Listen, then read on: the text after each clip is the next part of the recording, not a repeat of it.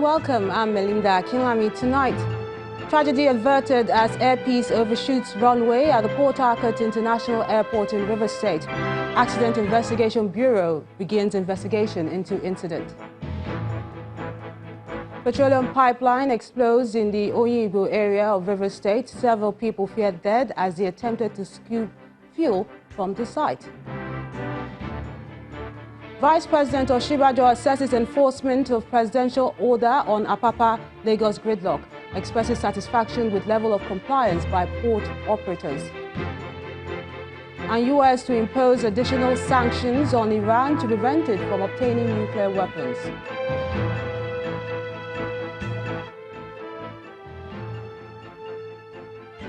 On Business News tonight, Africa retains position as fastest growing region in the world, with total trade rising to nearly $1 trillion last year. And that's according to the latest Afreximbank report.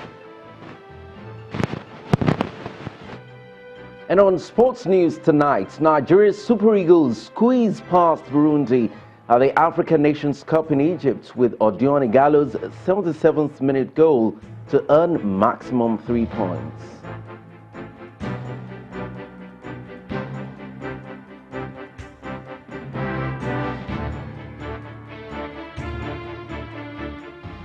All 87 passengers and 6 crew members on board an Air Peace plane returning to Rivers State from Abuja escaped a fatal accident today after their aircraft overshot the runway at the Port Harcourt International Airport due to heavy rainfall.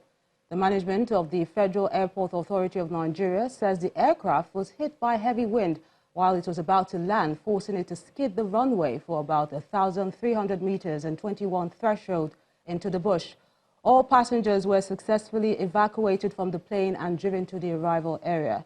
Recall that on December the 10th, 2005, 108 people, mostly students of Loyola Jesuit College in Abuja, were killed after McDonnell Douglas, operated by Sosoliso Airlines, crashed while landing at the Port Harcourt Airport. 2 occupants were rescued. The cause of that crash was bad weather and dysfunctional runway lighting. Meanwhile, the Accident Investigation Bureau has deployed its officials to the scene of the incident.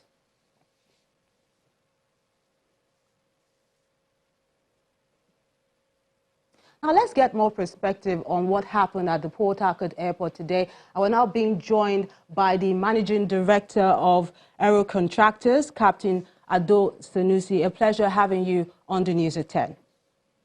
Thank you. Pleasure is mine. Well, Captain, can you give us an insight into what could have led an aircraft and what could lead an aircraft to skid off the runway, especially in the view of what happened today with the bad weather in Port Harcourt? Well, you know, weather is a big challenge to aviation. It is something that we cannot control. The weather phenomenon can be low clouds, which aid on visibility, can be and also the condition of the runway where the airplane will land. It could be waterlogged, and which will cause what we call aquaplaning, meaning the airplane tires will not have contact with the actual surface of the runway. Instead, it will be skidding on the thin layer of the water that has been lying on the runway. These are phenomena that, of course, are caused by weather. But what steps can be taken to avert such tragedy, especially regarding the runway, to make sure that it's in good condition? It's rainy season now. Well, as I said, you know, weather cannot be controlled. So we have to take measures to ensure that we minimize the risk.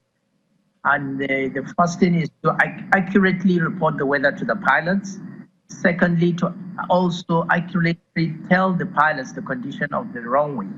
If the runway surface is very wet or the runway is waterlogged, then the pilot knows that he must use another technique landing or even leave at all the particular airport.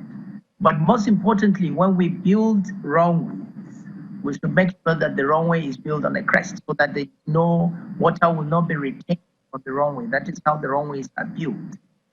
Port Harcourt has been notorious of retaining water. But recently, when they resurfaced the runway, we believe the it did something to improve on that, and I believe it was improved upon.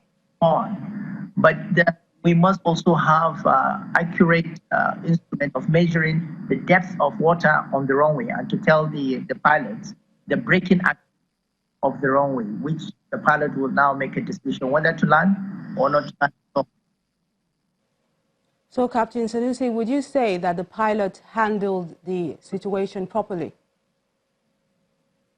Well, as I said, the pilot will rely on the information that he gets from the control tower. The control tower will give him the condition of the runway, and that is when he will make his own decision. But the moment you are told that the runway surface is wet, the pilot, what you will think is, what is my braking action and what techniques I'm going to use to make sure that I don't aquaplane. Positive landing, as they call it, will make sure it breaks the water, the thin water layer, and makes the tires have a positive contact with the runway. And also, Yes, Captain Ado Sanusi, it was a pleasure having you speak with us tonight. Thank you very much. And staying in Rivers State, several people have been reported dead after a petroleum pipeline exploded in Komkom community in Oyingbo local government area of the state today. According to the state's public relations officer, DSP Nnamdi Omoni, the pipeline exploded during a routine maintenance work by some engineers and has nothing to do with reports of vandalism or terrorism. According to him, the casualties were recorded after some people who stormed the area to scoop petrol were burnt to death in the process. He explains that men of the command have cordoned off the area while the fire has been put out.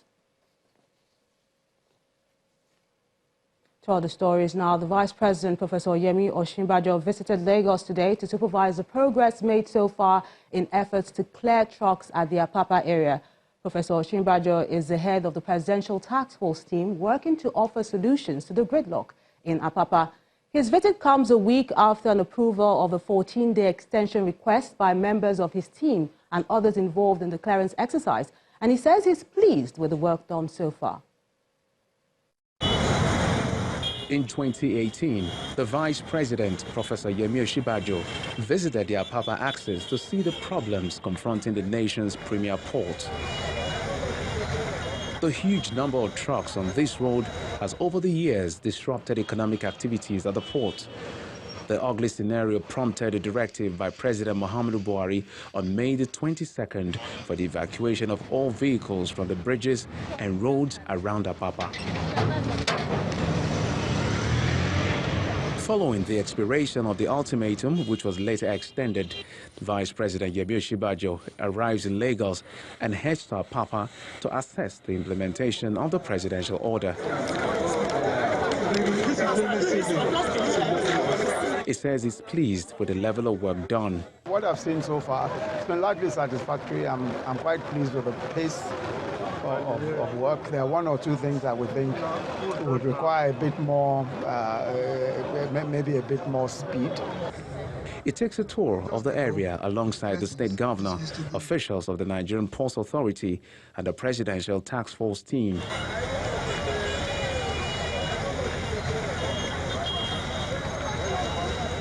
For me, I think that the most important thing is what we're trying to achieve right now, namely improve the infrastructure around the ports area, improve the call-up system so that tankers can go back and forth, and so that there is no pressure on those who are trying to drop their containers and all of that.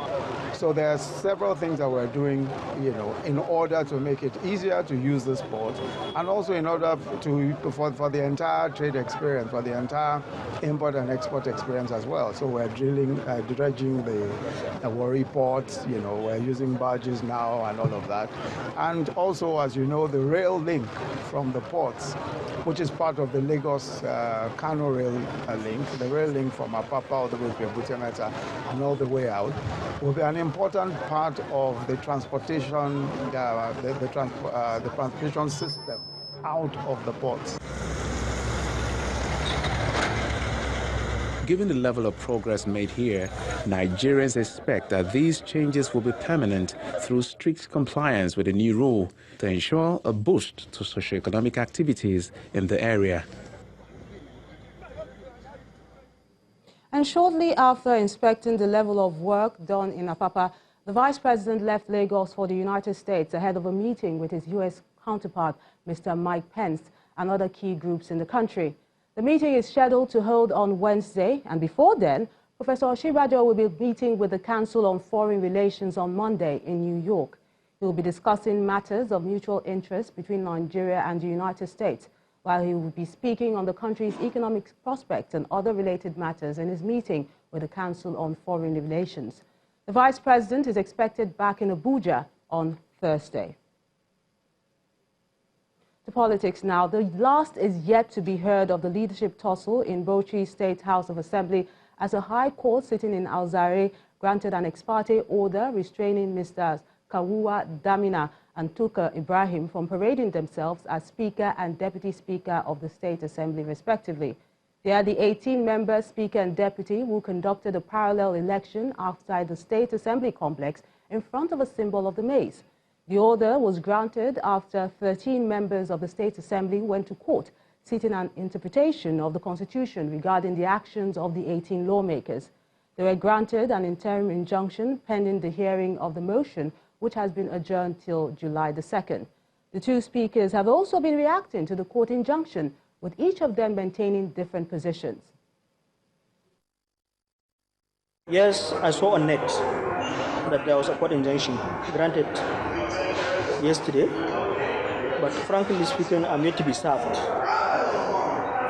I think for me to say what I will do is I will wait for the time when I will have the content fully handy with me, so that together with my colleagues and the party decide on the next line of action. But ultimately, if it happens to be true, we'll have no option but equally to prepare for our position. What they are doing to be parading themselves as Speaker and Deputy Speaker is illegal. Also, there is a crime, because everybody as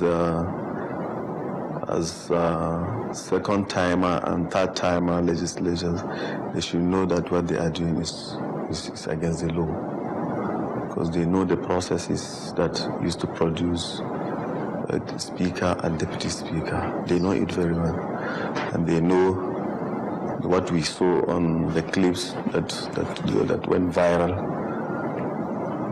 is not the accepted process. So the court order is welcome development. They should be stopped from parading themselves as Speaker and Deputy Speaker. Meanwhile, the national chairman of the ruling All Progressive Congress, Mr. Adams Oshiomhole, has described the elections of the leadership of the Edo and Bauchi State Houses of Assembly as illegal. Mr. Oshiomhole is asking the two states to return to the rule of law in electing those to lead the Houses of Assembly. He was speaking to State House correspondents in the nation's capital, Abuja. The law provides for how a house should be proclaimed transparently the day it is announced. Members-elect are informed of the date and time for inauguration.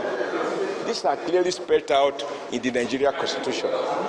And just last week, you were all witnesses to how President Muhammadu Buhari issued proclamation letter to the clerk many days before, stating date and time for the inauguration of the two chambers of the National Assembly. Even while we are still negotiating to ensure that, our party was not divided on the floor of the House. Without prejudice to the outcome of those negotiations, the President issued proclamation, because he's obliged by the Constitution to do so, whether he likes it or not. And he did, and did it transparently. He has led us by example. For me, it is very embarrassing if any state governor, particularly of APC extraction, will do anything that is less than what the Constitution says and the example that our president has set.